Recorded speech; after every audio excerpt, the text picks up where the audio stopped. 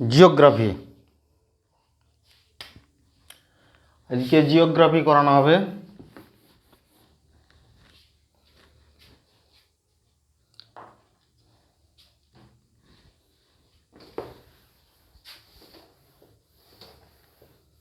Geography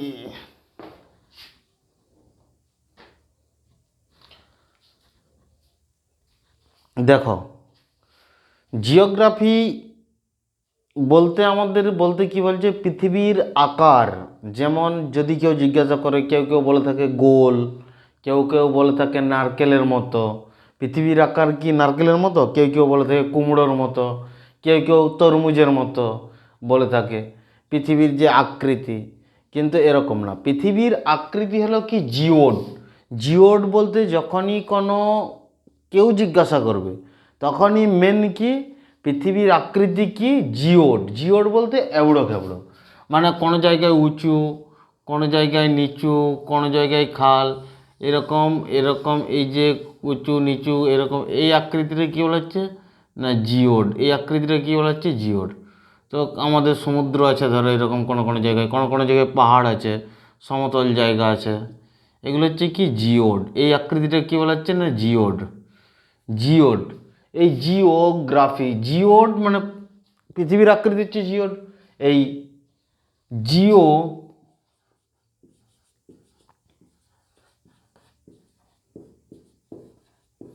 geography ভূগোল আমাদের যখন পড়ব, পৃথিবীর গ্রাফ, পৃথিবীর গ্রাফটা আমরা মেনলি অ্যাকচুয়ালি পড়ব। তো ভূগোল পড়তে হলে মেনলি আমাদের কি ফার্স্ট অ্যাস্ট্রোনমি,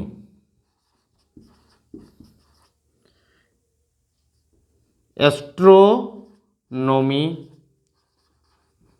ফার্স্ট অ্যাস্ট্রোনমি, তারপর কি জিওলজি, জুলজি না লাইফ সায়েন্সের জুলজি না, জিওলজি, জিওলজি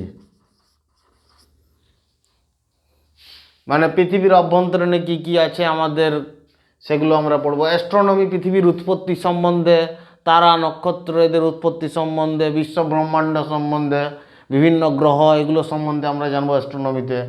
তারপরে জিওলজি, আর 3 নম্বরে যেমন ওয়ার্ল্ড জিওগ্রাফি। তারপর আমরা পড়ব কি ওয়ার্ল্ড জিওগ্রাফি, তারপর কি ইন্ডিয়ান জিওগ্রাফি পড়ব, ইন্ডিয়ান জিওগ্রাফি পড়ব,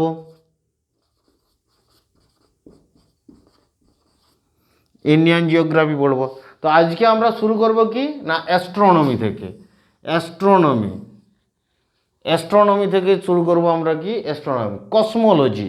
অ্যাস্ট্রোনমি বলো অথবা একে রাশিয়ান ভাষায় কসমোলজি বলা হয়, রাশিয়ান ভাষায় কসমোলজি বলা হয়, এর আলাদা একটা নাম কসমোলজি। তো অ্যাস্ট্রোনমি সম্বন্ধে আজকে আমরা পড়ব।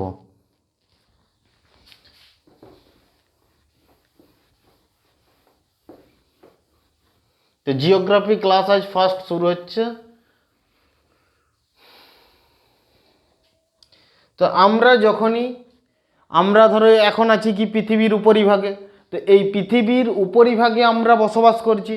তো যখনই আকাশের দিকে আমরা তাকাবো, আকাশের দিকে তাকানো মাত্রই আমরা কি দেখব না, ধরো রাত্রিবেলায় যদি আকাশের দিকে তাকাই অসংখ্য ছোট ছোট তারা দেখতে পাই। আমরা কি দেখতে পাই? তারা, প্রচুর তারা দেখতে পাই আমরা, এখান থেকে প্রচুর তারা দেখতে পাই। সেই তারাগুলো কতগুলো তারা আছে গুনেছে কি না, সেই তারার সংখ্যা কি না শ আরব গুণিত শ আরব, শ আরব গুণিত শ আরব, অসংখ্য একবার প্রচুর তারা। শ আরব গণিত শ আরব তারা দেখতে পাই আমরা, 100 আরব গণিত 100 আরব তারা আমরা দেখতে পাবো। এক দশ শত হাজার অযুত নিযুত lakh crore million billion trillion আরব খারব, এরকম প্রতিবারে 3টা করে শূন্য বেড়ে বেড়ে যাবে। তো এটা হচ্ছে আমরা শ আরব গণিত শ আরব তারা আমরা দেখতে পারবো, মানে প্রচুর, মানে অসংখ্য। তো এগুলো হচ্ছে কি আমাদের দেখতে পাবো তারা। তো ফার্স্ট আমরা অ্যাস্ট্রোনমি সম্বন্ধে পড়ব। ফার্স্ট আমরা জেনে নেব কি অ্যাস্ট্রোনমি।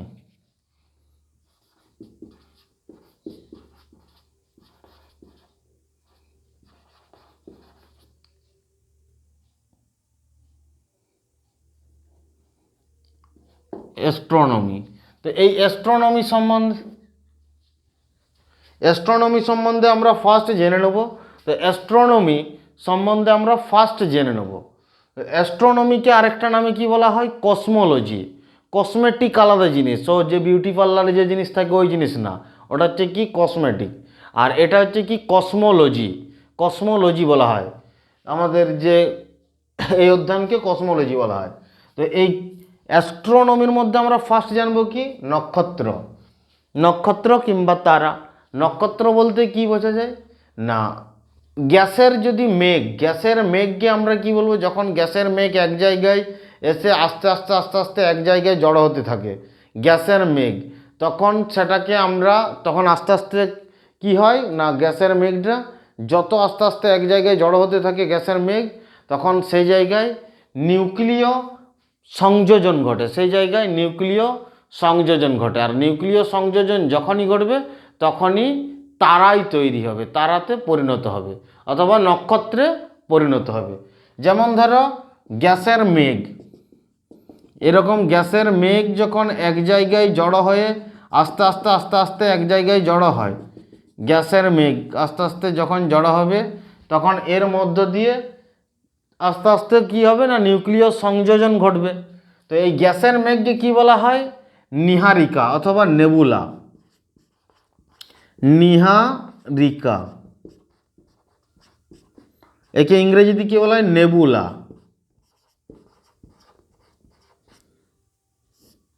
নীহারিকা, একে নেবুলা।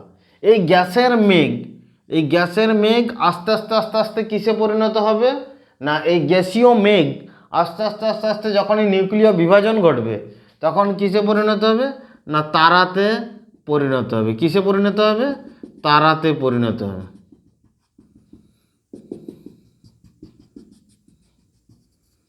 তারাতে পরিণত হবে। গ্যাসের মেঘ কিসে পরিণত হবে? তারাতে পরিণত হবে। তারা, স্টার, STA, তারাতে কি কিসে পরিণত হবে? তারা, স্টারে পরিণত হবে। নক্ষত্র, নক্ষত্রে পরিণত হবে। নক্ষত্রে পরিণত হবে। এই নক্ষত্রের কি থাকবে না, যখনই এখানে মেনলি কি ঘটে নক্ষত্রের মধ্যে? নিউক্লিয় সংযোজন।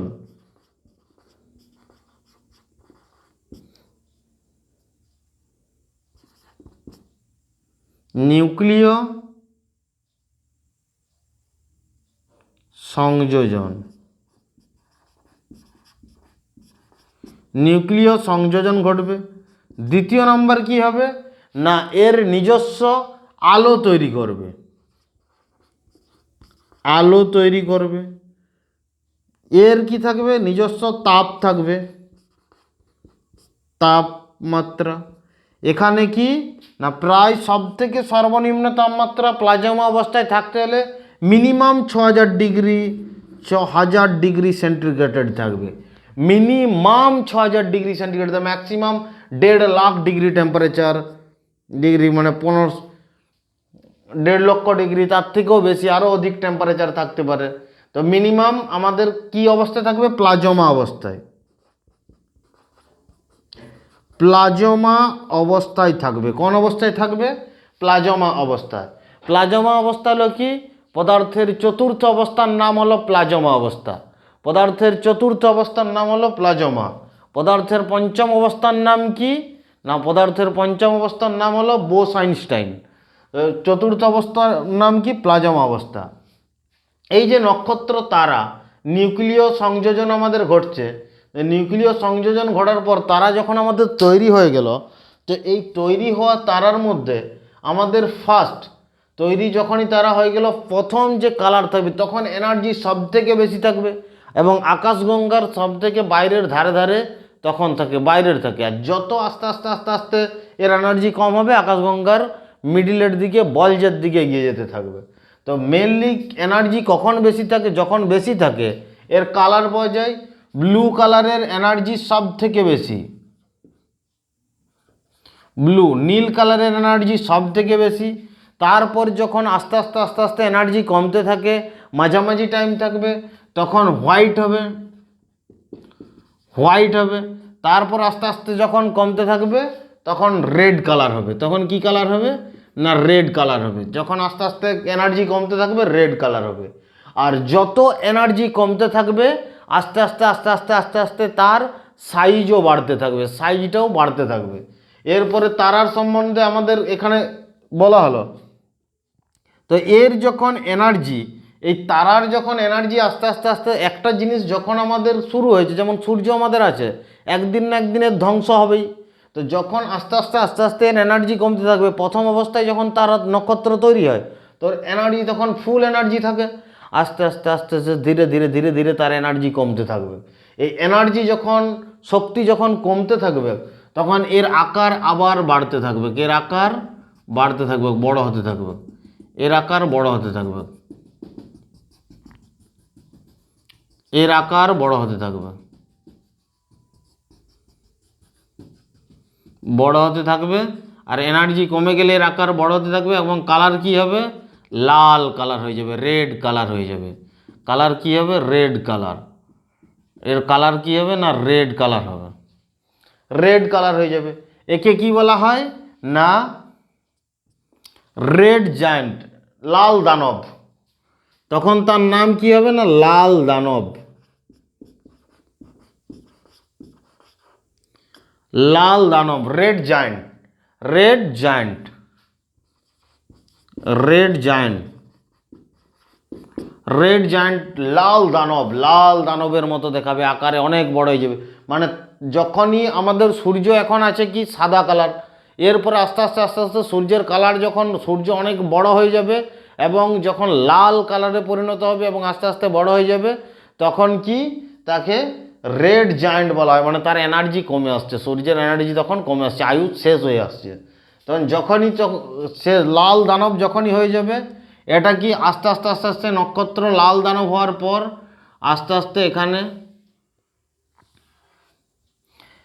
হোয়াইট ডোয়ার্স, হোয়াইট ডোয়ার্স, শ্বেত বামন, শ্বেত বামন, বামন তারাই পরিণত। মানে আস্তে আস্তে যখনই এনার্জি লাল দানবের পরে আস্তে আস্তে আস্তে আস্তে কম এনার্জিতে আস্তে আস্তে যখনই কম এক কম কম কম কম দেখবে মিটমিট করছে, তারা দেখবে কম কম চকচক চকচক করছে, সেই তারাগুলোকে সেই নক্ষত্রগুলোকে আমরা শ্বেত বামন বলি।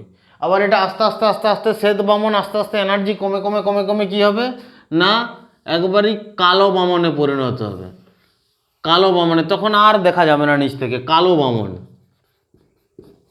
কালো বামন, শ্বেত বামন, হোয়াইট ডুয়ার্স, এখানে কালো বামন, ব্ল্যাক ডুয়ার্স,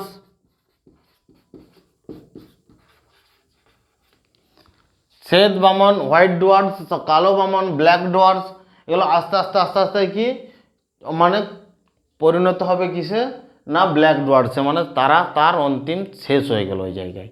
আবার যদি তারার সাইজ যদি আমাদের বড় হয়, সাইজ যদি আমাদের বড় হয়, সুপার নোয়াব, সুপার নোয়াব, অভিনব তারা, সুপার নোয়াব অথবা অভিনব তারায় পরিণত হবে।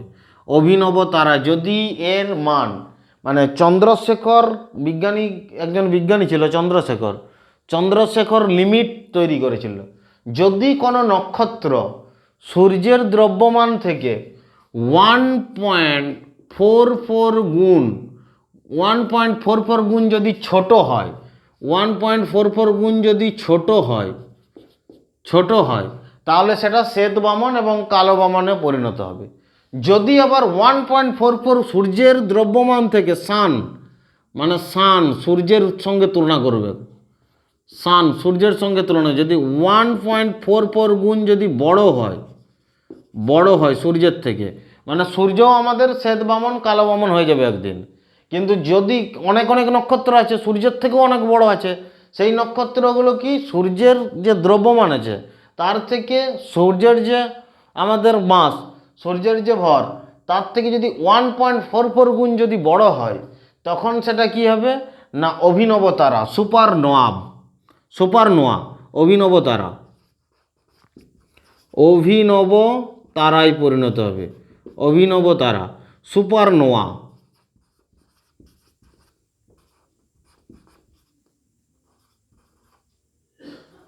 সুপারনোয়ায় পরিণত হবে, অভিনব তারা সুপারনোয়া পরিণত হবে। এই অভিনব তারা মানে যদি এই অভিনব তারা আবার ব্লাস্ট করবে, অভিনব তারা কি হয় না ব্লাস্ট করে যায়। অভিনব তারা যখন ব্লাস্ট করে যায় তখন সেটা কিসে পরিণত হয়? অভিনব তারা যদি ব্লাস্ট করে যায় তখন সেটা কিসে পরিণত হবে না নিউট্রন তারা, নিউট্রন তারা, নিউট্রন তারায় পরিণত হবে, নিউট্রন তারায় পরিণত হবে। আবার কি অভিনব তারা ব্লাস্ট হয়ে আরেকটা কিসে পরিণত হবে?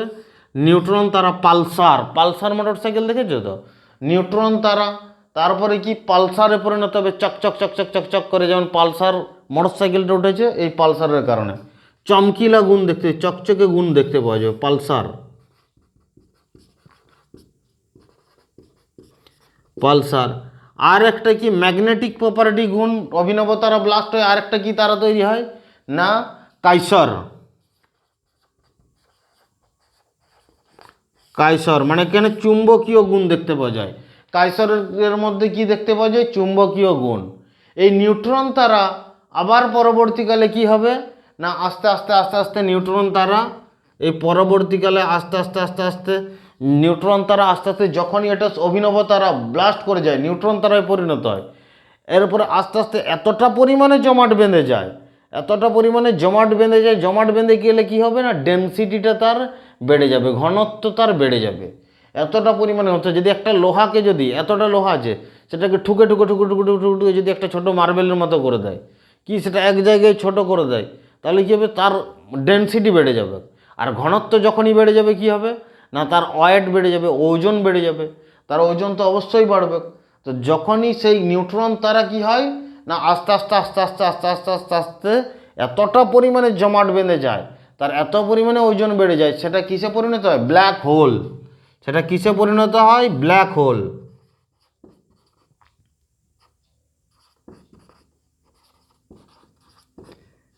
ব্ল্যাক হোলে পরিণত হয়। ব্ল্যাক হোলে কিসে পরিণত হয়? আর ব্ল্যাক হোল পৃথিবীর মধ্যে সবথেকে ডেনসিটি ঘনত্ব বেশি কার? ব্ল্যাক হোলের, ব্ল্যাক হোলের। আর ব্ল্যাক হোলের মাটির, ব্ল্যাক হোলের 1 চামচ মাটির ওজন 10টা হাতির সমান, 10টা হাতির সমান, 10টা হাতির সমান যা ওজন হবে ব্ল্যাক হোলের 1 চামচ মাটির ওজন তাই হবে। যদি ভবিষ্যতে কোনো দিন পৃথিবী ধ্বংস হয়, এই ব্ল্যাক হোলের টুকরো যদি এই পৃথিবী ঘুরছে, কোনো দিন ওই মহাকাশের মধ্যে ব্ল্যাক হোল আছে, আর ব্ল্যাক হোলের সাথে যদি কোনো দিন পৃথিবীর টুকরোর সঙ্গে ধাক্কা লেগে যায়, এবারে পৃথিবীর অভ্যন্তরীণে যে ম্যাগমা লাভা আছে পুরো চারিদিকে ছিটকে যাবে, এদিক ওদিক করে দেবে একেবারে, পুরো পুরো পৃথিবী সেদিনেই ধ্বংস, পুরো চলে যাবে কল্কি অবতার, একবারে যেমন আসবে ধ্বংস করে চলে যাবে। তো এটা হচ্ছে কি ব্ল্যাক হোল। ব্ল্যাক হোল পৃথিবীর মধ্যে সবথেকে ঘনত্ব বেশি কিসের? না ব্ল্যাক হোলের, ব্ল্যাক হোল। তো এই তারা আমাদের কি ফার্স্ট আরেকবার দেখে নেব কি গ্যাসের মেঘ, গ্যাসীয় মেঘ, গ্যাসীয় মেঘ তৈরি হবে প্রথমে আস্তে আস্তে। গ্যাসীয় মেঘ যখনই তৈরি এক জায়গায় জমাটবদ্ধ হবে তখন থেকে আমরা কি বলবো? নীহারিকা অথবা নেবুলা। তারপর সেটা কি তাদের মধ্যে নিউক্লিয় সংযোজন ঘটতে থাকবে। নিউক্লিয় সংযোজন যখনই ঘটবে তার নিজস্ব তাপ থাকবে, নিজস্ব আলো হবে, নিজস্ব আলো হবে, প্লাজমা অবস্থায় থাকবে, মিনিমাম 6000 ডিগ্রি সেন্টিগ্রেড, ম্যাক্সিমাম প্রায় 1.5 লাখ ডিগ্রি টেম্পারেচার এখানে তৈরি হবে। যখনই তৈরি হবে ফার্স্ট অবস্থায় এর কালার থাকবে কি লাল কালার, ফার্স্ট অবস্থায় ব্লু কালার থাকবে, তখন এর শক্তি সবথেকে বেশি নক্ষত্রের। যখনই আস্তে আস্তে আস্তে আস্তে শক্তি কমতে থাকবে তার শক্তি কী হবে? সাদা হবে। তারপর যখনই আস্তে আস্তে আস্তে কমতে থাকবে তখন এর শক্তি কী হবে না লাল কালার হয়ে যাবে, এর কালার কী হবে? লাল, এবং শক্তি কমবে এবং আকারে বড় হতে থাকবে, আকারে বড় হতে থাকবে। এরপর আস্তে আস্তে আস্তে আস্তে কি তার শক্তি যখন আরও কমে যাবে তখন আস্তে আস্তে মিটমিট মিটমিট দেখাবে কি শ্বেত বামন, হোয়াইট ডোয়ার্স দেখাবে। তারপর আস্তে আস্তে আস্তে আস্তে সে মহাকাশের মধ্যে অচিরেই মিলিয়ে যাবে, সেটা কি ব্ল্যাক ডোয়ার্স, কালো বামন হয়ে মিলিয়ে যাবে। তো এই অভিনব আবার কি যদি চন্দ্রশেখর সীমার হচ্ছে যদি 1.44 গুণ যদি বড় হয় সূর্যের দ্রব্যমানের থেকে, তখন সেটা কি অভিনব তারা, সুপার নোয়াব তাকে বলা হচ্ছে। এটা ব্লাস্ট করে নিউট্রন তারা, পালসার তারা এবং কাইসর তিনটেতে ভাগ হয়ে যাবে। যখনই নিউট্রন তারা তৈরি হবে নিউট্রন তারা আবার ব্ল্যাক হোলে পরিণত হবে। এটাই হলো আমাদের কি তারার উৎপত্তি থেকে কিভাবে তারা আমাদের নক্ষত্র, কিভাবে আমাদের আজকের স্টার একটা নক্ষত্র কিভাবে আমাদের উৎপত্তি হলো এবং তার ধ্বংস কিভাবে হলো, আজকের ক্লাসে আমরা সেগুলোই আলোচনা করলাম। এটা ভালোভাবে নোটস করে নাও। একটা নক্ষত্র কিভাবে তার উৎপত্তি এবং তার ধ্বংস সম্পূর্ণ একবারই টোটালি এখানে দেওয়া হলো। এইভাবে পুরো কনসেপ্টে যদি পড়ে যাও, পুরো কনসেপ্টে পড়লে মানে পুরো জিনিসটা একবারে পুরো ব্রেনে ডাইরেক্ট স্টোরেজ হবে, ডাইরেক্ট স্টোরেজ হবে, এর মধ্যে ইনডাইরেক্টলি না কিছু। এই ক্লাসে যা করানো হচ্ছে ক্লাসের সাথে সাথেই সমস্ত কিছু সাথে সাথে একবারে ব্রেনে ডাইরেক্ট ডাউনলোড করতে হবে। এগুলো একবার করে নিলে দ্বিতীয়বার আর দেখার দরকার হবে না। কিন্তু মাঝে মাঝে রিভিশন অবশ্যই করতে হবে, রিভিশন না করলে চলবে না। রিভিশনই হচ্ছে অ্যাকচুয়ালি মেন মনে রাখার চাবিকাঠি, অন্য কিছু না। রিভিশন মাস্ট চাই, যারা রিভিশন করবে রেজাল্ট তাদের হবে, যারা রিভিশন করবে না রেজাল্ট হবে না।